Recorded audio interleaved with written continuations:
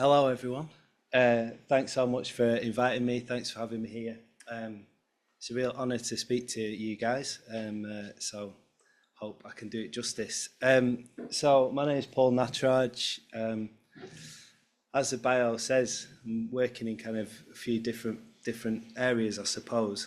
Some of the stuff that's connected to the Migrant Memory and Post-Colonial Imagination project that I've been working on for the last 3 years from Loughborough is connected to the sound work in many ways, but I'm not going to speak about that kind of directly, I suppose.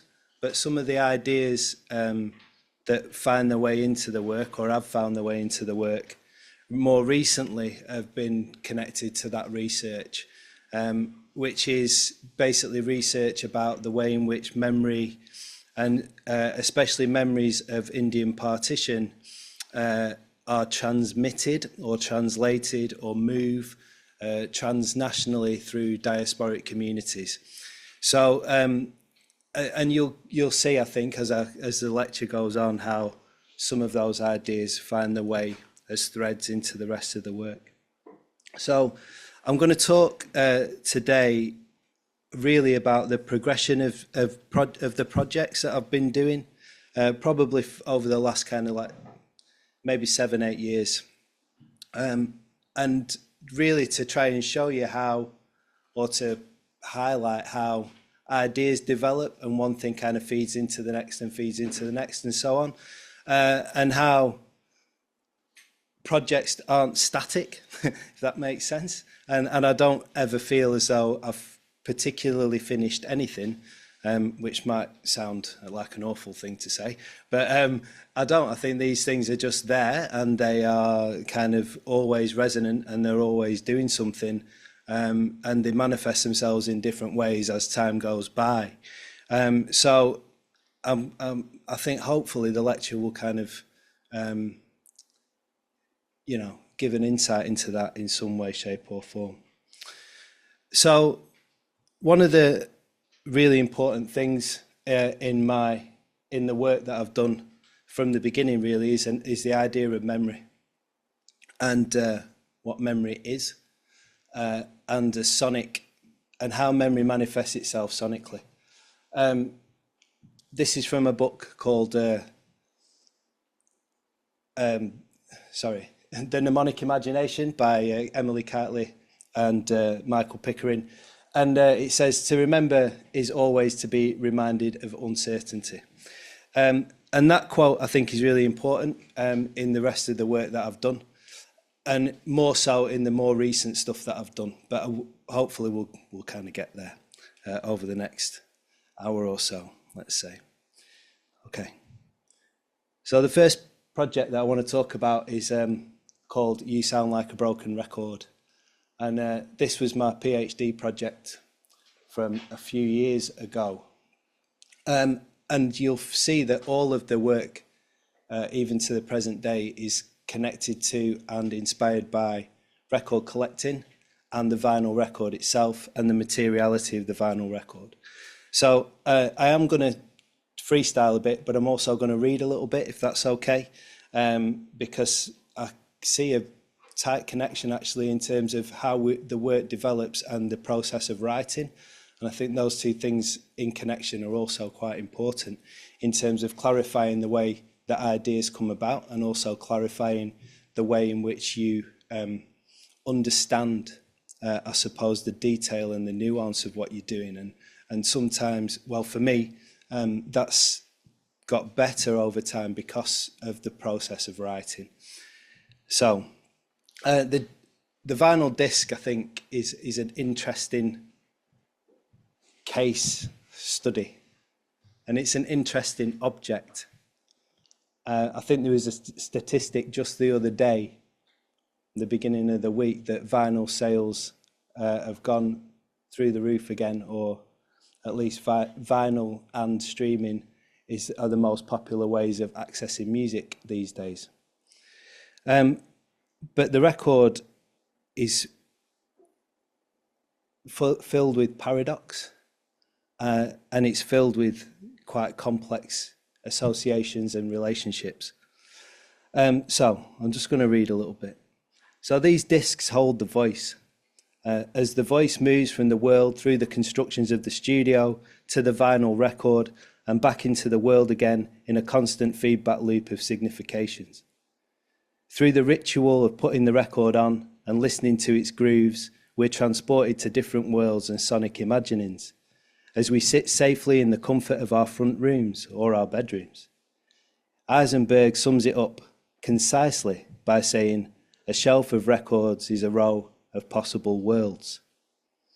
Records then represent a sonic cartographer's notebook, tracing a myriad of experiences pressed into plastic. There's an inherent ghostliness of sound being spun forth in the illegible grooves. As Kittler writes about the cylinder, it's the corpse that speaks.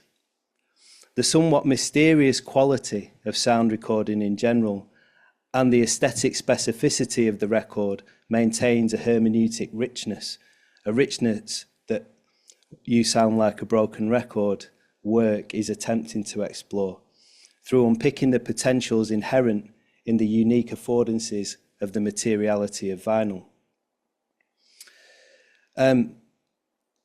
So, throughout its history, we can see that the record is at once a corporate mass media product, simultaneously a symbol of the subversive, authentic and unique. Vinyl is a technology that bridges the gap between the living and the dead, between nature and the machine, between art and the market, creativity and mechanization, and between performer and audience. It provides a demarcation of the authentic in a way that other listening media seem unable to effectively replicate. So in this project, what I did was I was really interested at the time in kind of moving the story of vinyl records away from a professional story, because what you were getting, I suppose, a few years ago was this story of record shops and DJs and collectors. So why have the record shops shut down? What were DJs doing in the 90s that produced these kind of underground spaces? But that was, in some ways, my experience of vinyl records. But really, my experience of vinyl records was going to someone's house and seeing a box of records at the bottom of someone's bed, even though they didn't have a record player. And they'd lug that thing around with them from place to place to place, from house to house to house, and always keep it, no matter whether they could listen to it or look at it or not. So there was a very significantly tight communion between these objects of somebody's listening and their life story. And it was that particular personal connection, I thought, which was being kind of missed, I suppose, in the scholarship a little bit. So I put a call out in a few different places, local newspapers, amongst friends, the old Facebook job, and Discogs and a few other places, asking for people to give me a vinyl record which was particularly special to them. And what I did with that vinyl record was basically interview each person about the story which was connected to that record. So what was it about this record? What particular thing about this record was interesting or important to them? So I did 15 ethnographic interviews about the records, and then I carved those stories, as you can see in this instance, back onto the surface of the record, creating a palimpsest, creating a connection between story, writing, and object, and also kind of disrupting, I suppose, the idea of what the record should be, or the surface of the record should be, or what the surface of the record does. And to kind of play into this idea of narrative, story, and the unique object, and the unique object of sound. So Bartmansky and Woodward talk about records as the extensions of self. And I was really interested in kind of playing with that idea in a sonic way, and really opening up the potentials of what the record can do and what it does. So that was fundamentally the method, to create these unique objects as well as creating things that made sound. And when I started doing that, I wasn't particularly interested at the time in the aesthetics of them, if that makes sense. I wasn't trying to create an art object or something that was there to be viewed. The reason that I wanted to inscribe the records was to talk in some way about this connection between object of listening and personal story. But I also wanted to create something which would give and open up the potential of sound, and the potentials of the sound which were embedded in that materiality. And one of the reasons for that was because I've been a pretty much lifelong hip hop fan, and I also take things quite literally. So when people say, "Oh, cut up a record," I kind of went, "All right then, I'll do that." Right, so that's what I did, and I literally cut them up to see what I could get from them, to see what would then happen, to see what the indeterminacy of the playing of those things might then engender. So the next stage of the process after making the inscriptions was to play the records back and to sample them. And to take the fragments, whatever fragments I could get, whatever tiny pieces of sound came from the playback, essentially, and then to compose using those sounds, and to compose pieces of work using those sounds that were connected to the stories that someone was telling me. So we've kind of got this feedback loop, I suppose, between the ethnographic research, the people who are telling me the stories, what it is that they're telling me about their life journey, the material of the record itself, which is therefore connected to them, the practice of inscribing the record, the sonic material that comes from that, and then a compositional element, which is to use that stuff, use that material, and all the elements of that material as part of the compositional process. So I'm going to tell you two stories and let you listen to two pieces that were part of the project. So this record was given to me. It's by a kind of poppy post-punk band called Pinky Blue, called Altered Images. The track's called Pinky Blue. This was given to me by a chap called Howard, who was a psychologist, and he told me quite a lot of stuff about the idea of tribalism and the way in which he moved through different genres of music when he was younger, and how that was particularly kind of difficult for him, right? So I'm just trying to find the quote here. He says, so he's trying to find this kind of authentic rebellion, I suppose, this kind of like rebellious state of mind, which he could tap into through listening to a certain type of music. So he says, if there's something alternative, I tend to be really interested in it. And for me, I thought, like drugs, for example, just because they're alternative doesn't mean they're good. So he says, when I went through my childhood or my younger teen years, I was a punk, and then I was into new romantics, and then I got a two-tone suit, and I couldn't kind of stick with anything, right? I was always trying to find some music which would give me this feeling of rebellion or attach me to this idea of kind of something bigger or something that was inherently unsettling about that music and how that connected to his kind of psyche at the time.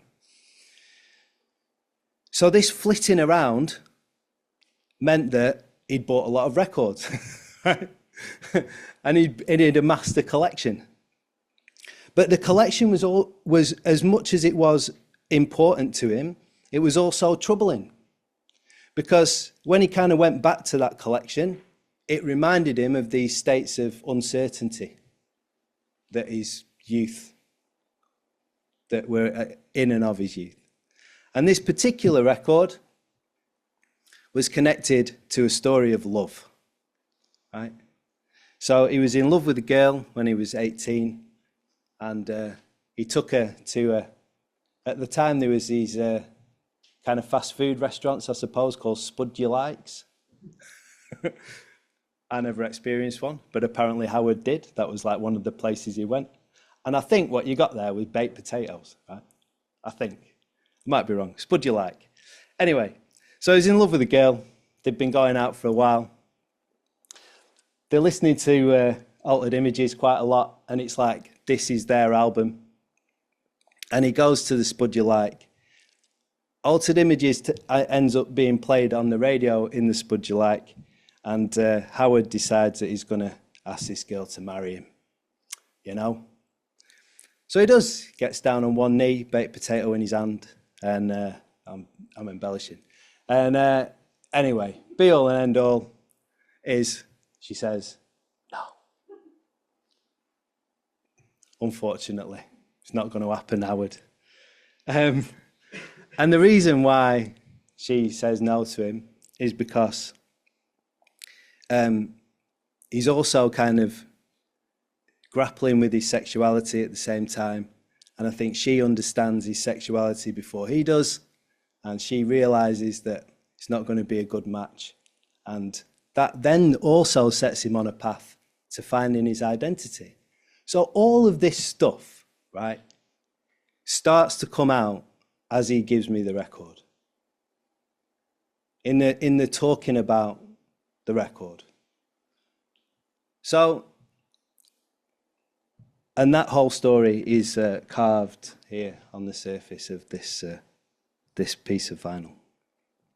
Okay, so I'm going to play the track that I made that was connected to that.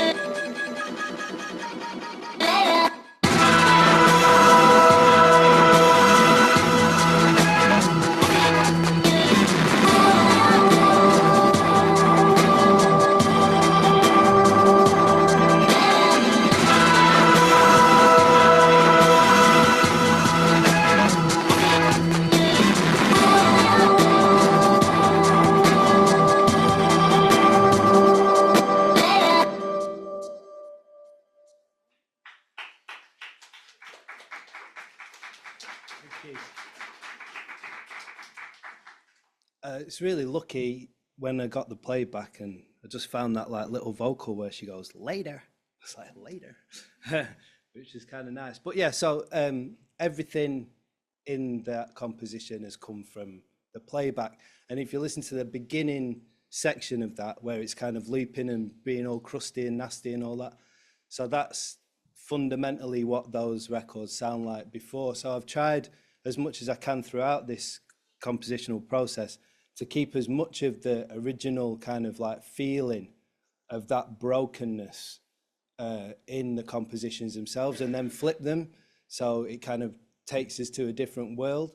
And I'm playing with that idea of Eisenberg, you know, like a record of a shelf of records is it opens up the possibilities of lots of different worlds, you know. And so that kind of like fragmentation of like what a record is, what it does and how it functions is also connected to the next one, which is this one. I'm just going to stop it for a sec. So this record was is Happy Birthday by Stevie Wonder. You can't quite see the engraving on there at the minute, but anyway. So and this was given to me by a woman called Elizabeth who lives in London. So I'll just tell you just really quickly the story. So Elizabeth and her family came over from Ghana when she was very young. And she says, I still remember the Wednesday that my mum went to buy the record. She says there must have been loads of boys and teenagers there, and my mum, this African, buying a record, and you know, it was her way of getting an identity in this country. It was escapism for her, and it became escapism for the family. It was one of those things that we had that we had a lot of difficult times later as a family, extremely difficult times. But having this record and this song was a record we played on everybody's birthday. So just in this opening, the recollection of the record is kind of splintered into fragments. And this idea of how memory is partly fragmented and always labile, always in flux and always moving, and how the story of the record is that as well, is kind of connects to the next part of the way that I think about these things and the next part of the talk, really. So Elizabeth goes on to say, my dad lost his business, we lost the house, we were homeless for years. But the one thing that my mum kept was these vinyl records, keeping that Stevie Wonder, so even when we were in a bedsit or wherever, we still played Stevie Wonder. So Elizabeth's use of the word even is really telling. The record is therefore so important to the family that it's maintained throughout the worst of circumstances. The record in this instance is about regaining control of family space. It's a way of proclaiming normalcy, maybe to a situation that's gone out of control. So this is then about identity. It's used as a mnemonic trigger, as a way, a mnemonic, a process of mnemonic transmission, right? And then to be celebrated. And then she tells another story which is connected to the record. So we've got 3, 4, 5 things happening here. And that trajectory is a temporal one. So there's a temporal element to the way that she narrativizes this music. And every time that music is narrativized, it then takes on a new character, right?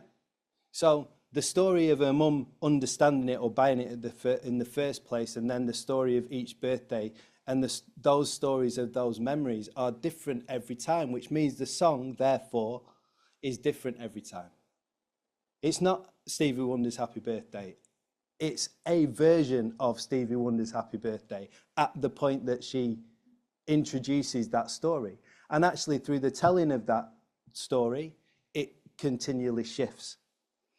So she then goes on to say, she explains that she saw Stevie Wonder at a gig in Hyde Park. She says, it was my birthday. And the next day on the Sunday, it was about 5 to 12, Stevie Wonder sings Happy Birthday, which was amazing, which was an amazing memory because he's singing it on her birthday. And then and then she says, the year after that, the person that she was with, her best friend, tragically passed away from a very virulent form of cancer. Wow. So you've got this building of moments, this palimpsest of memory, where each memory accrues sets of emotional and affective resonances, which are all connected fundamentally to an object, a unit of sale, right? A commodity pressed into oil, into plastic. This one. Right? So in that sense, the record is a site for multiple authors to come together.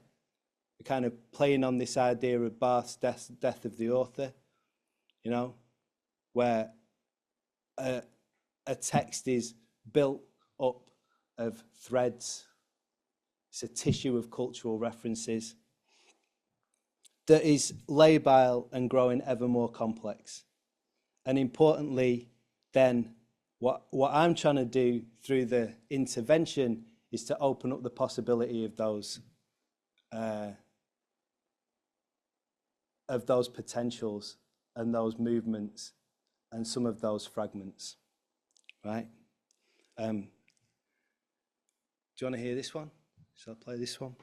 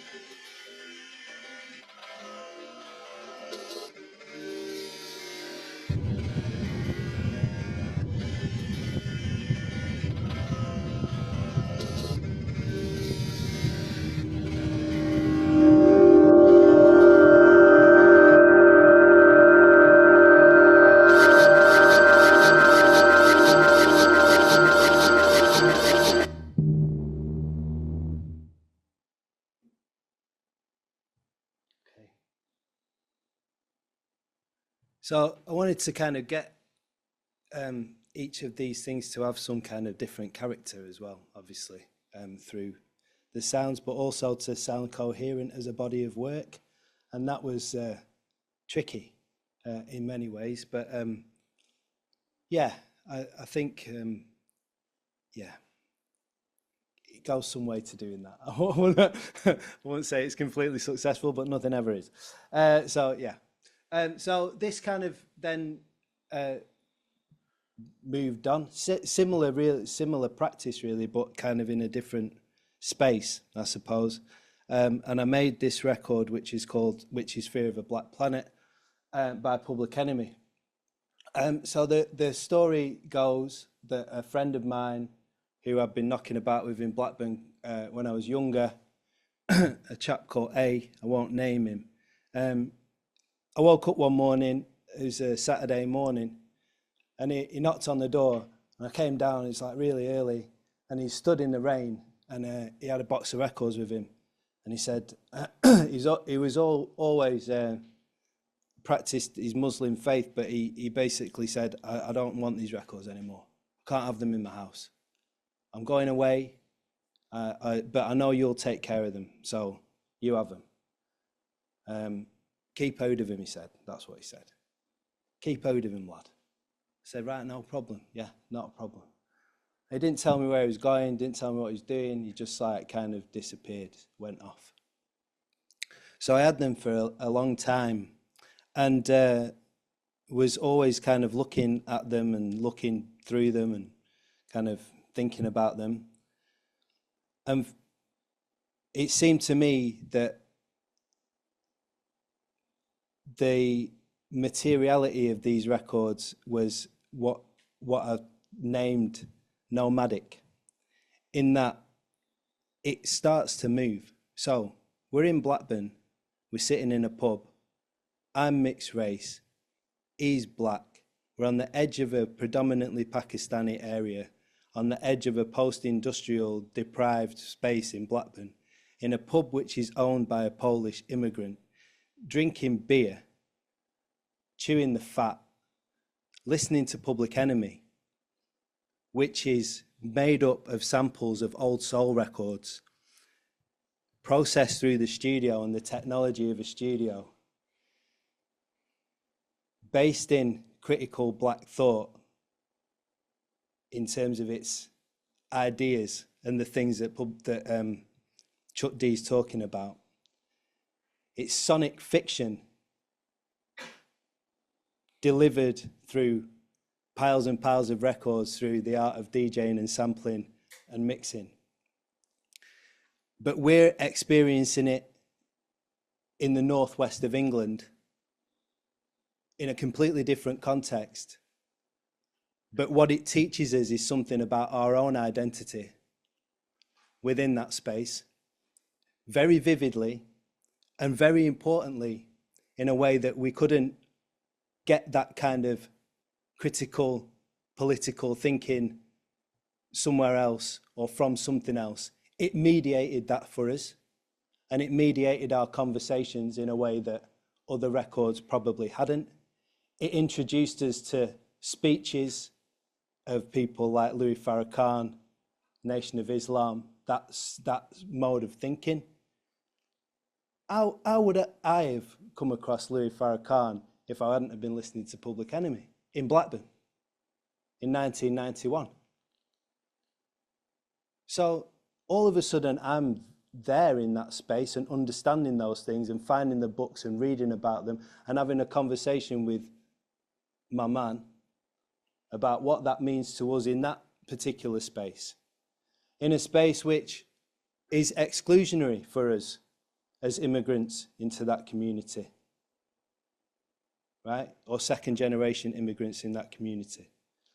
And this record encapsulates all of those things and does that with even more kind of presence and resonance, because I hold it on my shelf and I look at it amongst all these thousands of records that I've got and I go, where's it gone, man? You know, like what happened? Why have I got it? Right? Why is it there?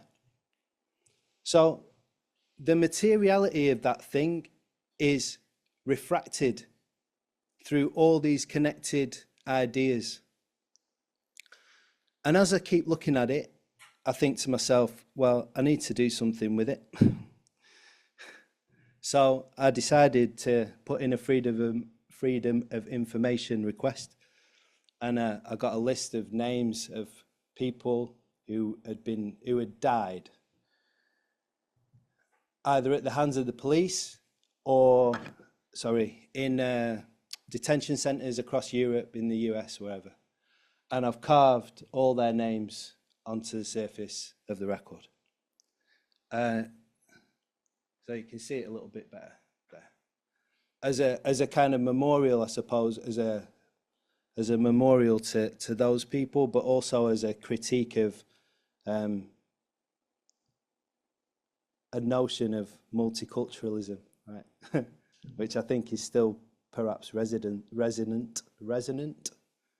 today, if we think about what's going on in the world. And the one thing that's different about this piece of work than the others is that I've not made anything out of it, because it seemed to me to be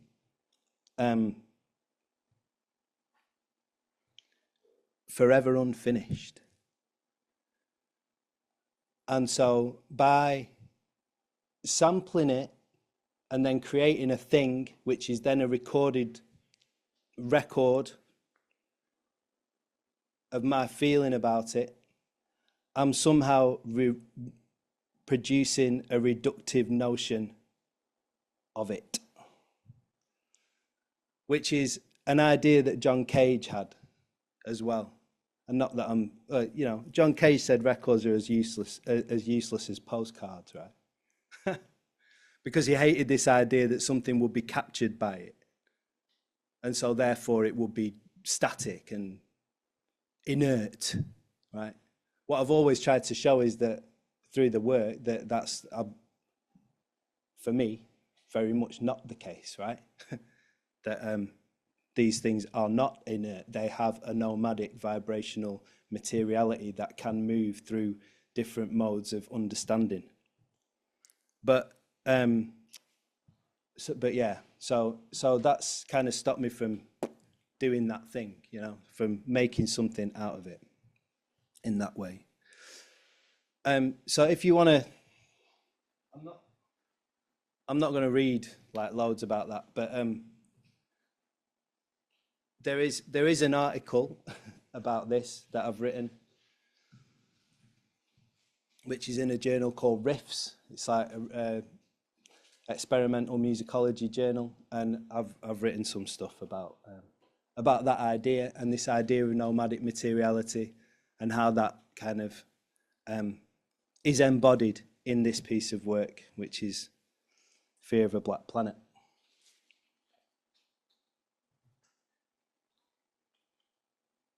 Okay. So, next. So then I did a record which was, so the first couple of records were kind of ethnographies, I suppose, thinking about other people and their records and their stuff. And then in 2013, my dad passed away, and that started me thinking about my own subjectivity in terms of Blackburn. I mean, I kind of always had been thinking about that. And what I think the other thing that you'll find from kind of here on in is that my relationship to my hometown is super important in everything that I do. It's very much, can you say site specific? I don't know. But it's very much connected to where I am and what I'm doing. And what I'm doing is very much connected to where I am, let's say that. So when my dad passed, I started making works. And what I didn't kind of know that I was doing this, but it transpired after a couple of years of making things that everything that I was doing was in some way connected to him. So, and that basically meant the following. So all the samples that I was using were things that either he was into or listening to, that were things that my family had given me. I was doing kind of like field recordings of places where he'd been. So there was a place where he used to work that got demolished in Blackburn, so I went there and did some field recording. I was field recording like bits and pieces around my house. For example, he always had a toothpick on him, right? Always. So I started kind of playing with toothpick sounds. Tin plates and toothpicks. Everything that I was kind of like playing with, all the sounds that I was playing with, were connected to memories of him. And then this idea kind of expanded a little bit in terms of my own subjectivity, again, mixed race background, and then thinking about what that meant and how that could kind of play out in composition and through sounds. And then I started making this idea of the way in which ritual is manifest in Indian behaviors, right? In Indian culture and Indian behavior, where, you know, the deity is so important always. The deity in the house, the ritual of the house, the chanting of the mantra, the looking after the deity, right, in the house, as kind of like and as a constant. And it's like, obviously, if you have ever been to India, you will see this happening all the time, all over the place, no matter what, for everyone, you know. So a tuk-tuk driver will be doing it before you get in the tuk-tuk. There'll be a deity on the dashboard, and there'll be incense, and there'll be a prayer, and, you know, this is a constant thing. So I was thinking, at some point, someone must have seen the deity in front of them, in reality, for them at that point. So I thought, wonder what that's like if I walk down the street in Blackburn. Like, can I see them? Right? You know. So this is a really iconic place in Blackburn. It's gone. It's kind of gone now. We're used to.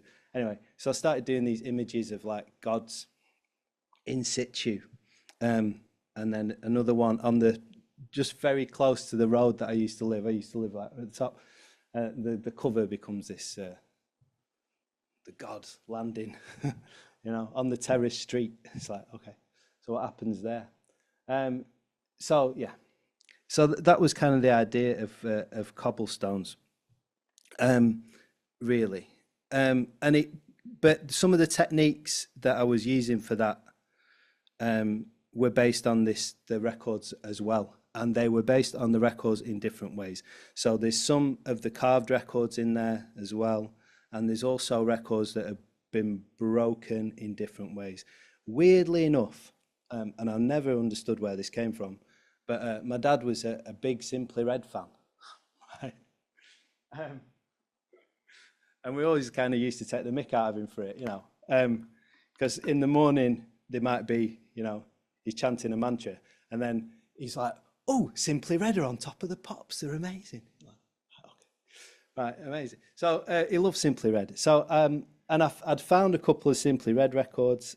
So I started making some things that were connected to that idea from these records. So within cobblestones, there are a few techniques. There is the broken record stuff, carved records. There's very experimental record manipulations. There's sampling in a kind of like, you know, normal way, let's say.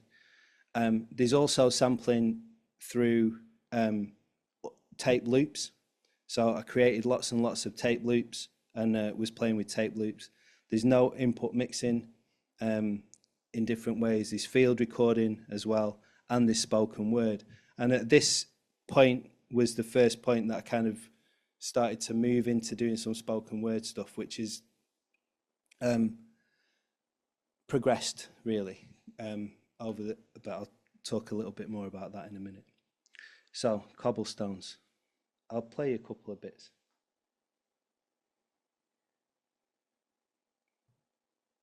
Oh, is this oh, sorry.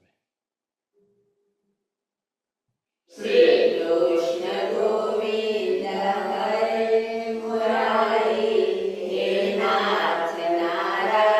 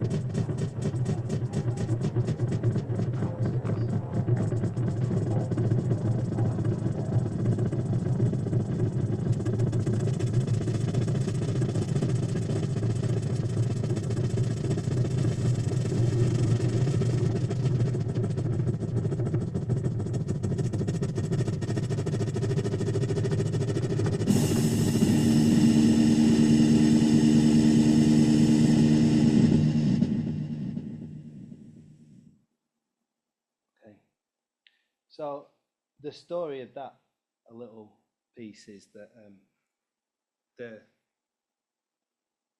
chanting at the beginning in the temple was the year anniversary of my dad's passing, and my mum made that recording when she was there, and she sent it me that day, and she was like, because I couldn't be there, and the person who's singing, who's right next to her, is a very old friend of my dad, who was one of the first people that he met when he came to the UK. And they worked together from 1972. Then the beat is based on a beat by the Jungle Brothers. I don't know if anyone knows the Jungle Brothers hip-hop group from 1988. And there's a track called Beyond This World. Beyond This World, I used to love that album. It's like one of the first songs I ever made. I ever bought. I wish I'd made it. I ever bought. And my dad always used to. I'd be playing it, and he used to go, "Turn them bloody jungle buggers off." And he used to like bang on the ceiling and tell me to turn it off. So the beat is based on my memory of that. So I've tried to kind of remember what that sounded like, and then tried to recreate it.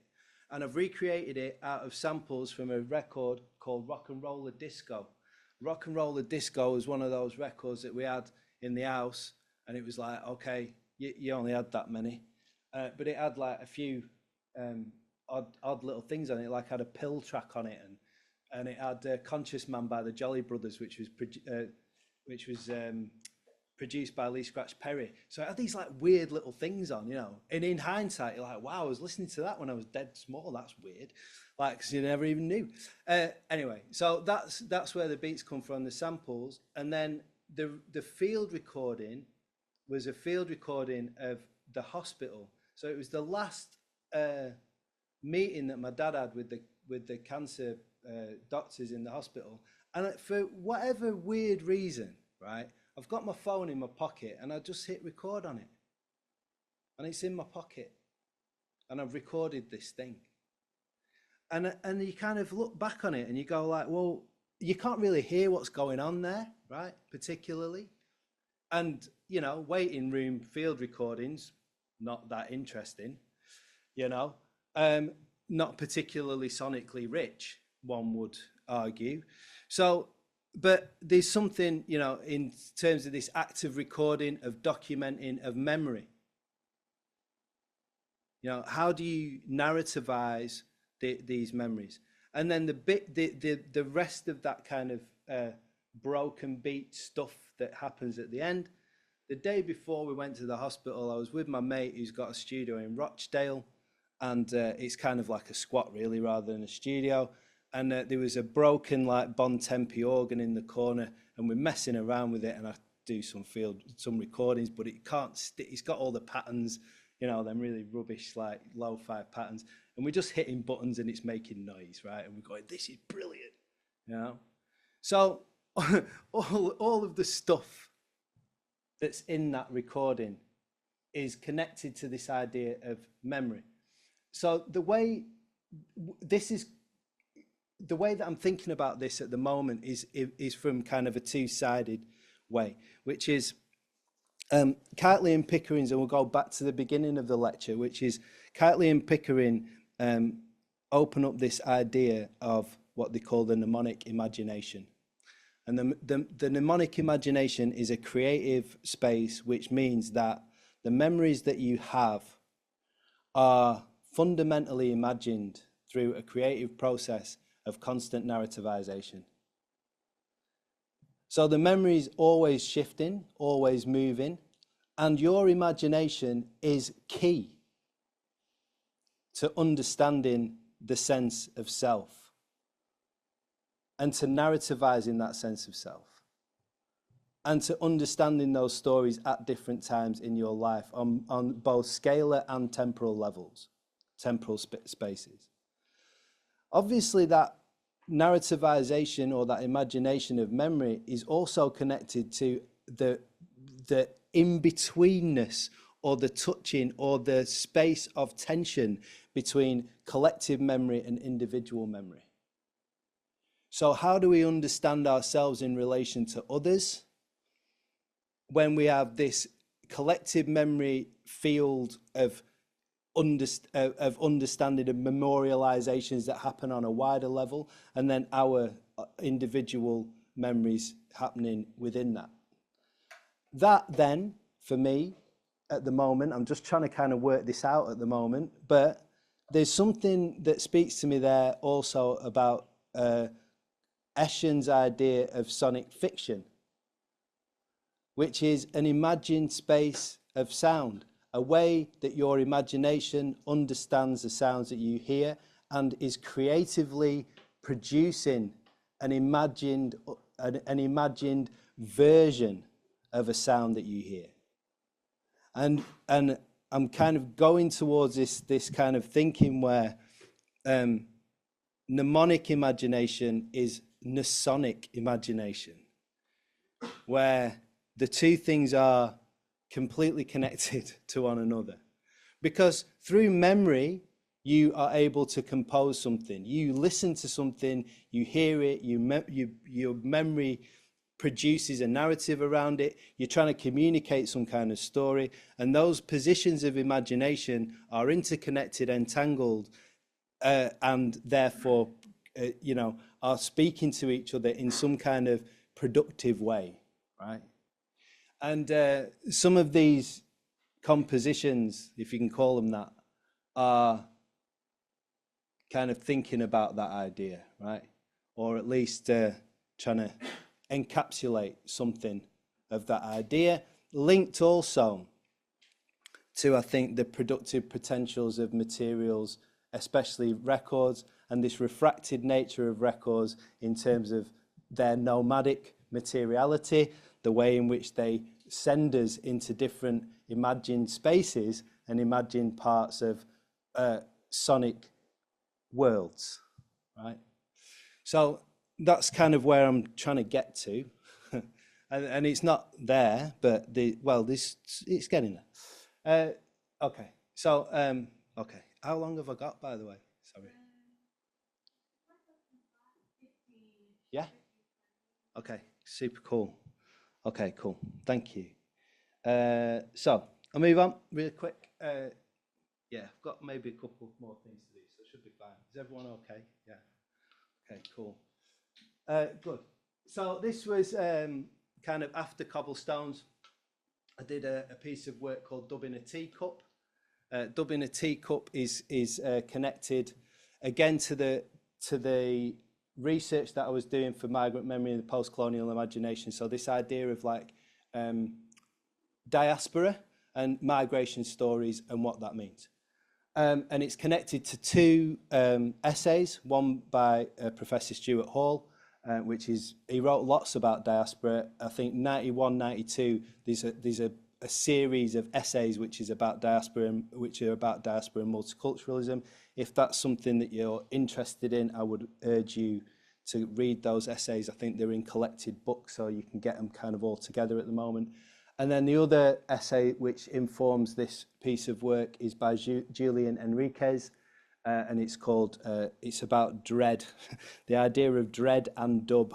I can't actually bring to mind the exact title of the essay, but it's about echo, dread, and dub, and how those things connect. So to just go through this very quickly, basically what I did with Dubbing a Teacup was I've been doing all these ethnographic research interviews for Migrant Memory and the Post-Colonial Imagination, and we've been talking to predominantly South Asian communities in Leicester, in Loughborough, and in Tower Hamlets in East London. And the continued story, the thread that connected all those people, was this idea of the difficulty of settling, the difficulty of just being embedded. And that's not because people were not embedded, it was because they had other family members in different places in the world. So there was always this oscillation between, you know, the truth of one space, the politics of one space, the things that were going on with someone's family in that space, and this kind of continual movement between. And then a generational movement also, which is kind of, you know, this idea of the maintenance of cultural value across generations, how people do that, or how communities do that. So this unsettled nature was something that I was that kept going round and round in my head. So what I did was, I took every reggae record that I own, of which there are quite a few, and I recorded the opening drum fill. So if you've ever listened to any reggae, pretty much 95% of reggae records go, and they come in, right? They do a drum fill and then they come in. So I recorded them all back to back, put them on a tape, and then dubbed the tape. Yeah. So all you're listening to is the start of something. It never settles. It never rewards you. It never says, okay, now I'm going to go through the dynamic of the story. You know, here's the equilibrium, here's the conflict, now I'm going to end. It never does that. It just keeps giving you a start. And you're like, just stop, do something. Anyway, and I dubbed them all together with this kind of the idea, the echo. And then the echo also is something which is always constantly in motion. And always constantly in motion, but always taking you back to its original source, right? And then over the top of that, I'd written some stuff which was kind of informed by the interviews, but also informed by the essays. So I'll just play a little snippet of dubbing a teacup, seeing as we're running out of time. Just passing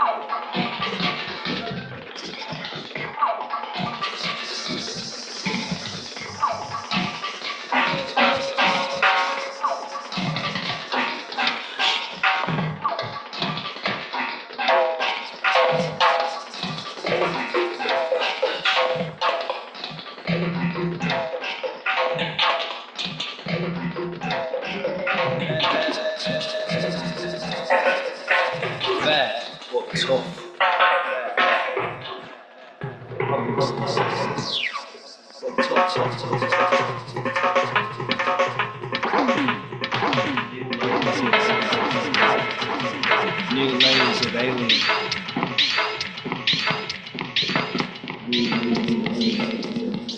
New layers of alien.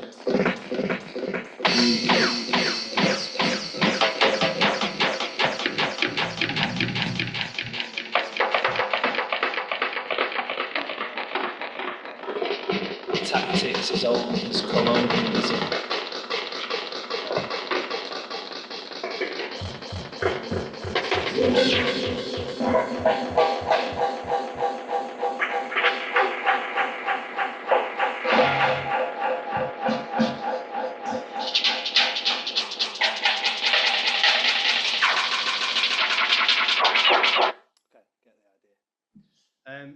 I think another thing to say about, you know, my practice is that everything's very DIY. I don't have access to places like this, and so literally everything I do is I've got to be able to do it in my bedroom with minimal stuff. Yeah. So and I think that's why the records are really useful, because you know you can get a lot out of a record, and all you need is a turntable and something to record it into, and it will do lots of things. I mean, it's like the potentials of it are super massive. So this was basically made with, like I say, a collection of records, a Boss delay pedal which I borrowed off my mate, which I've had to give back to him, and a tape deck. And that was it, and a microphone, obviously. So I do try and do things as like lo-fi, as simple as I can. A lot of the time, you know, I'm just trying to kind of express an idea quite quickly, often, you know. And also at this time, I was really interested. I think there was loads of like immigration speak about from like people like Braverman and Sunak and all of those people. And like soundbite immigration speak, you know. So the stuff about aliens and the stuff about we will be fair, but tough, all that kind of stuff. So I was kind of borrowing phrases from the political discourse of the time, you know, and then thinking about that. And the Dub in a Teacup title comes from a quote from Hall where he says, the immigrants aren't, we're not just the tea with a sugar in the bottom of the teacup. And actually, if you take that analogy, it's not just that, is it? With a teacup, the tea and the sugar, you know.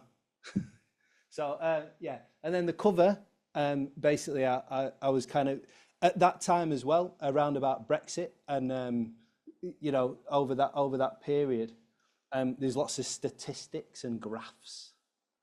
We love a good immigration graph, you know, dots which represent people. Yeah. So I punched holes in every record and then made the cover from that. So that's Dub in a Teacup. And then passing on. Okay. And then I started to make these, which are called Sari records. Again, connected to the life of a record. And again, connected to kind of an autobiographical story. My dad arrived in 1972. So I was thinking about the black and white minstrels, because in Blackburn, when you go around the record shops, you find lots and lots of black and white minstrels records. I don't know if anyone's come across these. Does anybody know what a black and white minstrels record is? Has anybody come across it? Okay, so there was a television programme on the BBC, prime time on a Sunday evening, and it was people in blackface singing songs. So, and this went on, if I'm pretty sure this is right, but you can check, but it's sometime around 1975, the black and white minstrels were on the telly on a Sunday evening. That was like the equivalent of, I don't know, The Voice, or whatever it might be, you know, like prime time viewing. So I kind of was thinking about, just imagine like my dad arriving and then putting the telly on a Sunday evening and going, oh, wow, what's going on there? It's like kind of what mad. But then when you go around the record shops, you find absolutely tons of these records, black and white minstrels, right? You find loads of them because people are trying to, you know, get rid of that history somewhere. But actually it remains in the record shops, in the charity shops. Anyway, so I started collecting them, and I thought to myself, the idea of blackface is about silencing. It's a power dynamic. It's a way of imposition. It is a violent act of silencing. And so I thought, how can I flip that? So I started to borrow sari fabric from my cousins and aunties. And I thought, okay, I'm going to cover you up. So I started to make these, and I'm still making them. There's another one. So taking black and white minstrels records, covering them in sari fabric to kind of make something. Because I was also thinking, you know, at the time, you know, there was always a thing about, well, there is a thing about dress. You know, you can single someone out because they dress differently, and the sari was definitely that. You know, it's like, look at these, what are they wearing those for? Wearing whatever, you know, becomes something different. There's iterations of it, but the idea of dress and what dress does and how dress others or puts aside is quite an interesting idea, I think. So I was kind of playing with that and interested in fabric. And I was interested in fabric because of the way in which the Blackburn community, Asian community, was built around people coming and working in the mills. So the politics of cloth, politics of cotton are very much, and the politics of manufacture are very much part of that story. So what I did with those records was I started to make drones from them by connecting them up to different units and then running them through a contact mic, basically. So I started doing performances with them, with the drone, with the sari records and cut-up records and tape loops as well. So that was kind of like, and that's an ongoing project. So I'm still producing those things and still doing different things with them. And that has led on to, and hopefully I'll be in good time here, but yeah. And that has led on to this work, which is called Repetitions of 108. So this is ongoing, it's showing at the moment. And it's kind of linked to this idea of cloth and the materiality of records, but also to ideas around repetitions of 108, which is about mantras, essentially. And so the cloth that you see on these records, I got people from all over the world who are connected to me in some way to send me mud. And then I dyed calico with the mud. Calico is the rawest form of cotton that you can get. So it's like, you know, straight off the machine, calico basically is not, there's nothing happened to it particularly.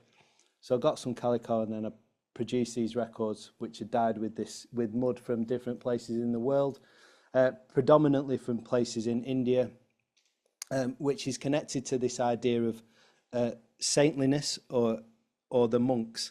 So the monks' robes that are orange in Hindu culture come from people, from the ascetics who walked everywhere, and then the dust would come up on these white clothes and dye the clothes. Okay. And the 9 turntables, again, all playing drones from the fabric, but also playing the internal run-out groove of the record. So what the sculpture is trying to achieve is some kind of raga. So you've got this constant run of the drone, but you've also got these kind of underlying rhythmic kind of positions that happen from the run-out grooves. And then the other side of the records are carved like this. And all the carvings are connected to the number 108. So 108 in Hindu mythology is a really auspicious number. So you chant a mantra 108 times, for example, to find nothingness, right? So to clear your mind, or multiples of 108. For example, if you learn to play tabla, your Guruji would say to you, you practice that rhythm 1008 times, and if you get it wrong, you go back and start at 1, right? So 108 is a really important number, and it's also got these kind of cosmological resonances. So I was trying to capture that with the carvings on the back of the records. So we've got the cloth on the front of the records that you can see, and then the carvings on the back. And these erasures as well. Now the carvings are hidden. So when you come across the sculpture, you don't see them. And the idea there was that there's lots of knowledge which is lost to time or is lost to discourse. And you have to kind of dig a little bit deeper sometimes to find these knowledges and to find the potential of something. But I was also kind of interested in using the record as a sketchbook. So as I was doing the research for this work, instead of drawing those things onto a sketchbook, they kind of started to go onto the records themselves, like that. And these are some of the cloth.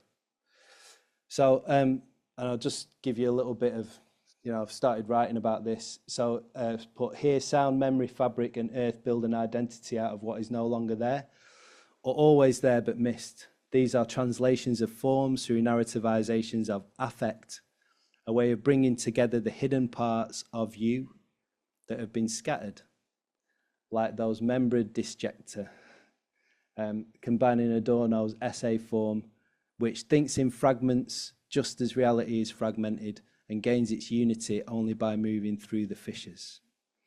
And then I'll just give you one more little thing. Maybe this will play. So on some of the records, I did these erasures. So basically, I'm carving the numbers 108 up to, and then scratching them away with a little bit of sandpaper to create these kind of erasures or these fissures or these spaces. And this is kind of about the repetition. This idea of repetition was based on really self-help. So I was, hearing a lot of things for self-help books or people going to yoga classes or whatever and trying to like better themselves through meditation or whatever, all these things. And, as great as that is, I found it equally a little bit problematic because there's certain, truths about, well, in inverted commas. So there's certain ways of thinking about what meditation is, and there's certain capitalist ways of selling you an idea of meditation, or ideas that basically make somebody money, right, in order to kind of apparently make you feel better about yourself. And these are problematic there. These things are maybe in tension a little bit, So part of this work is about thinking about what that tension might be, and kind of expressing it in some way. And then thinking about this and thinking about the idea of repetition, often the idea of repetition being a generative action rather than something that becomes a product of sameness. And this work, and it's there's a connected essay, which is in a book called Sonic Faction. And I was thinking about, again, what the fragments of that are, how that comes together, and what I'm calling kind of flakes of sonic experience, but also kind of this idea again about nosonic imagination, this imaginative space of the sonic creative space, sonic practice, resistance, and memory, and how those things work. So lastly, I've kind of run through that very quickly, but I think I'm near the end. This is a setup for some live performance. I'll just play you a little bit of the last live performance. So I did this with the sculpture. So in conjunction with the sculpture, again, bringing together different elements of the work, or the ideas or the materials behind the work. I'll just play this really quick, just a little bit.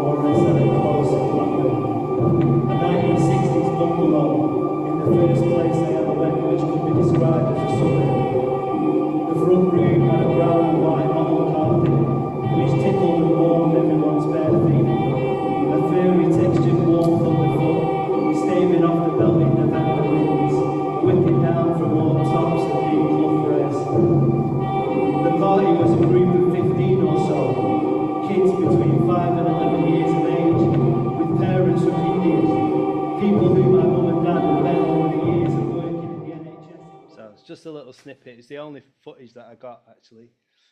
So from this setup, so records, delay pedal, tape loops, the Sari records, and kind of just manipulations, basically, like very slow kind of record manipulations, and the voice, yeah, those things. And then the last thing that's happening is this is coming out very soon.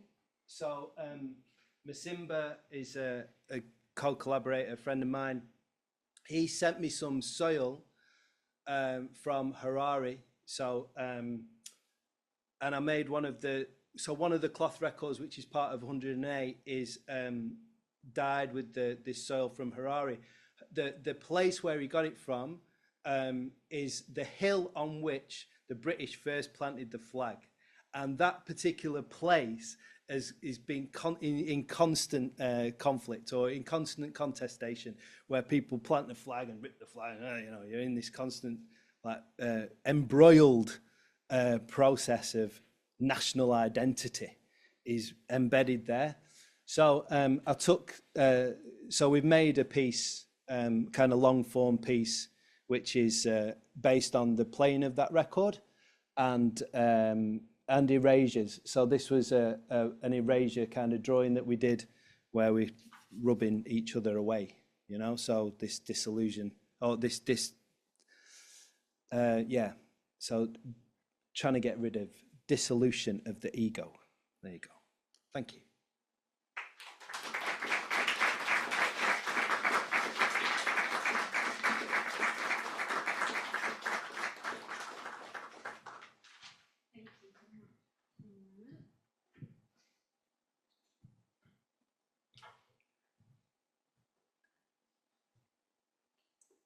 So I will set a good example by speaking into the microphone. Thank you so much, Paul. Some really beautiful works, but also stories.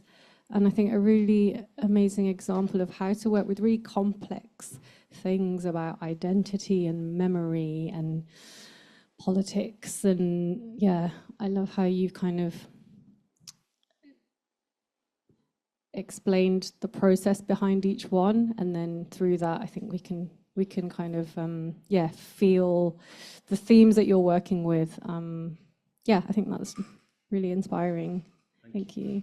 So we have some time for questions, and please use the microphone. Okay, a couple here, wonderful. Hi, thanks so much for sharing. I really love your consideration and use of the post-materiality of records. So I love that how you take the actual record itself as material and put new memories on it by carving from people's experiences, and thought that was really cool. And I was wondering if you've done any work on the pre-materiality of the record itself, so the stories behind the people that create all the materials in their raw form that create the vinyl before things are physically carved onto it, sound-wise, to begin with. Yeah, interesting question. And so just to point you in a direction, so there's a person or an artist called Sasha Brossamer. He does some really nice work with that, if you're interested in that. He's kind of tracing the movement of shellac as a colonial, so through colonial roots, which is really interesting to look at. And from a personal point of view, I've just won a commission to go so a European commission, but I'm starting in Hungary, and then I'm also going to Lisbon. And one of the things that I have in mind, whether or not I can do it is another matter, but I really want to grow a record from seed, and to create a record which is completely organic. So you grow it, create some kind of like material which you can imprint. I don't think you'll be able to lathe cut it in the same kind of way, but I don't know. So that's kind of the next step, right?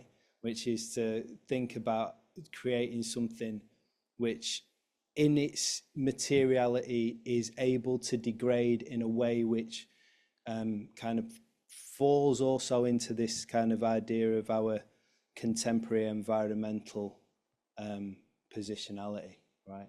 So that's on its way, let's say, yeah.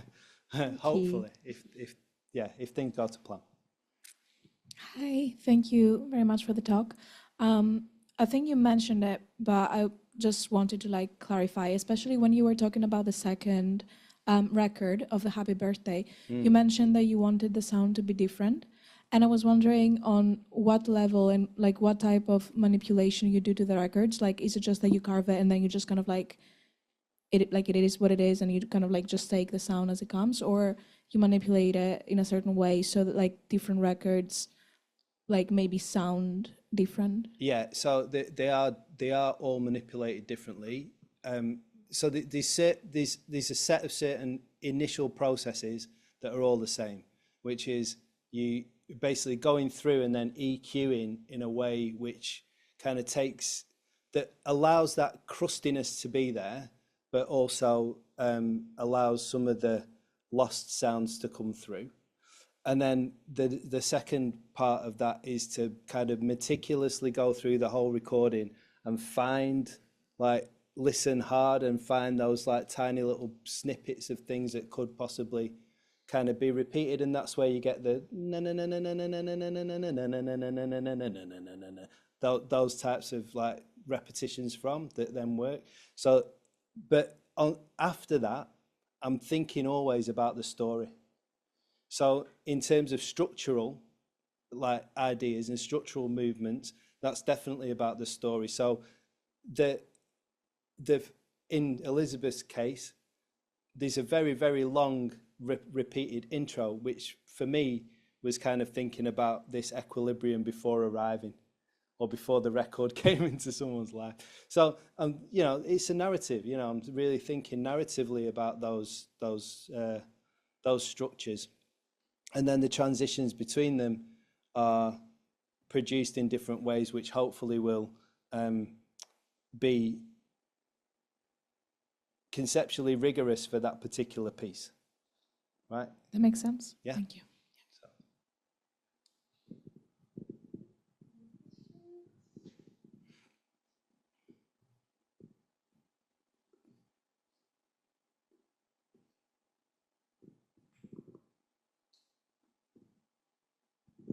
Hiya.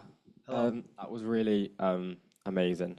Thank you. How I want to say rich, but maybe that's the wrong word if it's talking about like capitalism and all that, but it was really rich art and everything. Thank you. I'm really interested in the sort of hip hop aspect and sampling. Yeah. But I don't think we had enough time to go into how your writing has now come into that. So I'd love to hear you talk about how your relationship with writing and the spoken word coming into your art now. Yeah, cool. Yeah, thanks for the question. The hip hop's like definitely the thread that binds it all in my head. And I mean, you know, because that's my aesthetic. That's kind of what I've known, you know, in that way. So yeah, and I would suggest strongly that the writing comes into that in many ways in the spoken word pieces, and definitely so how can I put this?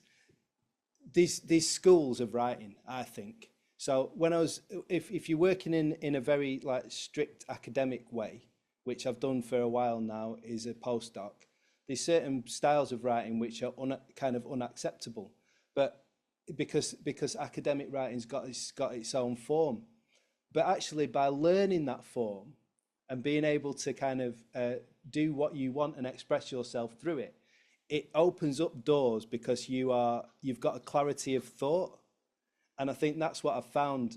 The two things are speaking to each other very, very productively now, because of the academic writing and because of the reading and because of kind of being able to have the layers of depth, it means that when I write for the spoken word stuff, it's much clearer. The articulations are much better. The concise use of language is much better.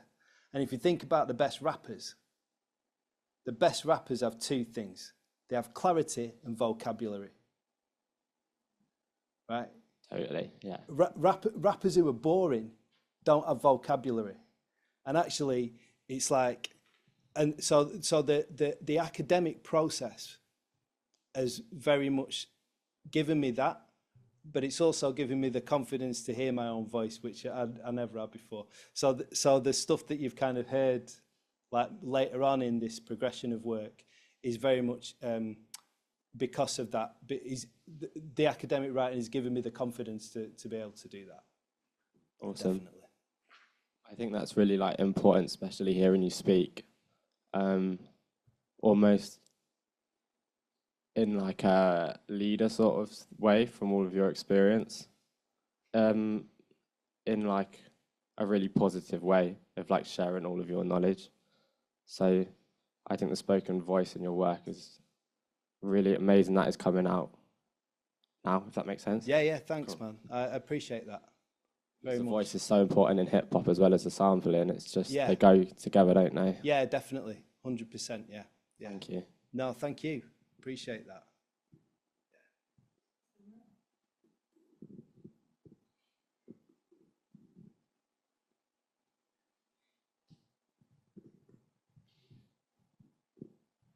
Thank you so much. That was super interesting. Could you please expand on the, I think, the notion of repetition as a generative process instead of I guess, sameness and or promoting sameness. I saw the interesting quote on the screen, which I kind of wanted to take a note of. You can have it. Here you go. Yeah, about I guess the excitement and or the ecstasy and stillness. And I'm curious, what are your thoughts about that topic? That's something that I'm particularly interested in as well recently. Okay, cool. So, yeah, I think all the work is connected to repetition in some way because of the hip hop thing, and it's connected to loops. And I work I work a lot with loops, you know, and how things loop. What's really interesting about records looping is that, or especially the broken records looping, is that you kind of don't know what you're going to get. I think the repetition of the mantra is really interesting because of that, and is connected to that. You know, and we see this all the time in dance music, and I think that's why dance music has this kind of like euphoric kind of space, because it takes you out of, but also, so there's two things happening, I think. The first thing that happens is that you are able to expect, and so therefore that clears your mind of something, right? Because you kind of know what you're going to get. And so therefore you don't have to think about what's coming next, because it's already apparent what's going to come next. But then in that clearing of the mind, it also allows you to listen very deeply. And in the process of listening very deeply, in that kind of Pauline Oliveros kind of meditative space that you can go to there, you always will find something new about that absolute moment of sound. And also in the process of the imminence of the next thing. Yeah. So the repetition allows that to happen in a way, I think, which perhaps other musics don't. If you give yourself over to that repetition and allow yourself to be in its, as you quite rightly say, in its churn and simultaneous stillness. That is amazing, and I guess that corresponds to this kind of idea of meditation being some kind of waiting without expectation. And I think that's like crucial to entering kind of some sort of state of trance, and as particular kind of focus, I guess. So yeah, that's super useful. Thank you so much. My pleasure.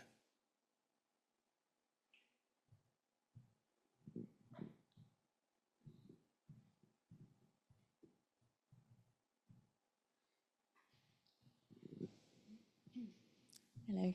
Hiya. I was wondering if you could talk a little bit about the decision-making process, or like the curatorial sort of process of installing at Dilston Gallery, because our MA exhibit there. Yeah, I can. Thank you. Yeah. So I'll just get the picture up. I've got to say that the curatorial process of installing at Dilston Gallery was pretty much out of my hands. So this is a group show, and I was just supremely lucky that they took a chance on me, to be honest, because actually all that Southwark Park Galleries had was my idea about what this thing was going to be, and some very dodgy pictures from my studio of like 3 turntables in a row going, this is going to be great. And they were like, okay, of course it is. But no, I think one of the things that we talked about quite a lot was the sound, you know, because actually in the other space, which is, I can't remember what it's called, is it the Park Gallery or something, I don't know. We were kind of thinking, this is quite a loud thing, or it can go quite loud. So it was like, how do we control that space with all the other work that's going to be in and around it? And being in Dilston meant that, so this works here, there was a sculpture in the middle, there was a video work on the wall on the right hand side, and then Ali at Enyo had a work at the back, but which was also a sound work, but was on headphones. So it kind of meant that we had enough space and enough separation for these two things to stand alone, but also to be just about in dialogue with one another, you know, and for it to kind of sit in in this kind of meditative space, I suppose, where people could spend the time there with it. And I think in the other gallery space, you are encouraged, let's say, to walk around more, rather than to walk in and sit, or to walk in and be, you know. So I think those were definitely some of the considerations. And I think the other thing that I would say is that this has gone to Cardiff, and it's gone to Sheffield, and it's about to go to Edinburgh. And in Dilston, it sounds the best. And the reason that it sounds the best is because of the wooden floor. So the speakers are underneath it, and then they resonate through the floor, and you get this real nice bounce all the way up the walls. It's like really nice. And in the other two galleries, G39 in Cardiff and at Sight, the floor's concrete, and it just kills it, you know, because it, you know, just so I would have loved it to be there for the whole time. No, it's really yeah, cool. So here's a really nerdy technical question. Yeah.